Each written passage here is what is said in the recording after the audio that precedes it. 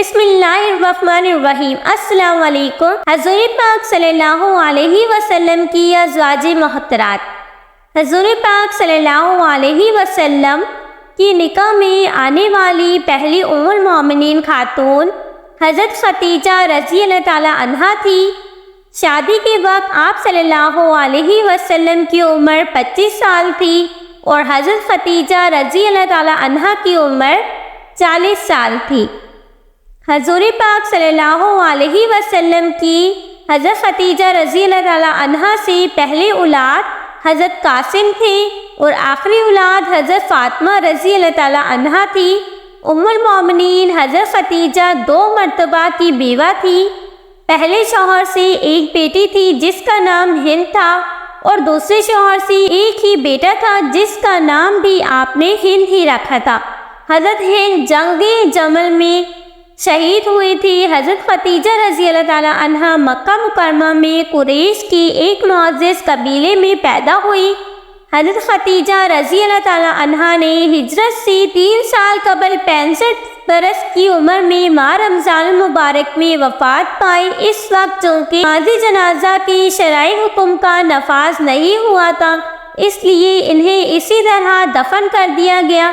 حضور پاک صلی اللہ علیہ وسلم خود ان کی قبر میں اترے۔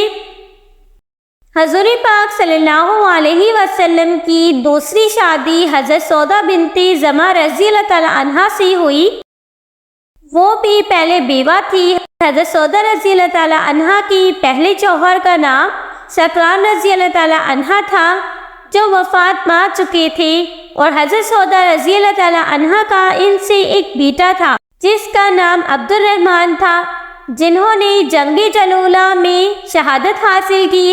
حضور پاک صلی اللہ علیہ وسلم کا تیسرا نکاح حضرت عائشہ صدیقہ رضی اللہ تعالی عنہا سے ہوا۔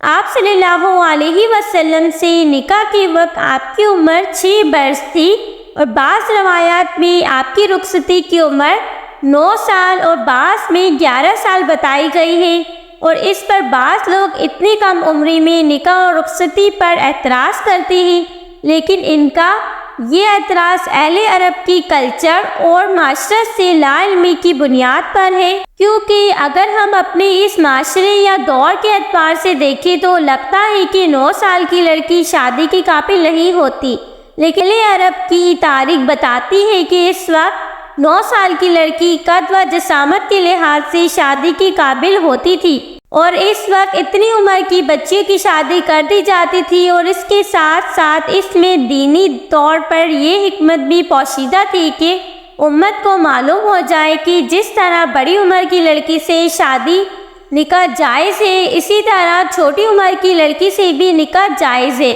اور اس میں اور بھی بہت سی حکمتیں پوشیدہ تھی۔ جب حضور پاک صلی اللہ علیہ وسلم کا وصال ہوا تو اس وقت حضرت عائشہ رضی اللہ تعالی عنہا کی عمر 18 برس تھی۔ حضرت جبرائیل امین رسول پاک صلی اللہ علیہ وسلم کے پاس حضرت عائشہ رضی اللہ تعالی عنہا کی تصویر ریشم میں لپیٹ کر لائے اور کہا کہ یہ دنیا اور آخرت میں آپ کی بیوی ہے۔ حضرت عائشہ رضی اللہ تعالی عنہا سے 2210 احادیث مروی ہے۔ حضرت عائشہ رضی اللہ تعالی عنہا کی وفات 17 رمضان 58 میں 66 برس کی عمر میں ہوئی۔ حضرت عائشہ رضی اللہ تعالی عنہا حضور پاک صلی اللہ علیہ وسلم کی وفات کے بعد 48 سال تک زندہ رہی، اور وصیت کے مطابق انہیں جنت البقیع میں دفن کیا گیا۔ حضور پاک صلی اللہ علیہ وسلم کا چوتھا نکاح حضرت ام سلمہ رضی اللہ تعالی عنہا سے ہوا، جن کا اصل نام ہند تھا، جبکہ ام سلمہ کنیت تھی۔ آپ رضی اللہ تعالی عنہا کا تعلق قبیلہ بنو مخزوم سے تھا۔ حضرت ام سلمہ رضی اللہ تعالی عنہا کے والد کا نام سہیل اور والدہ کا نام عاتقہ تھا۔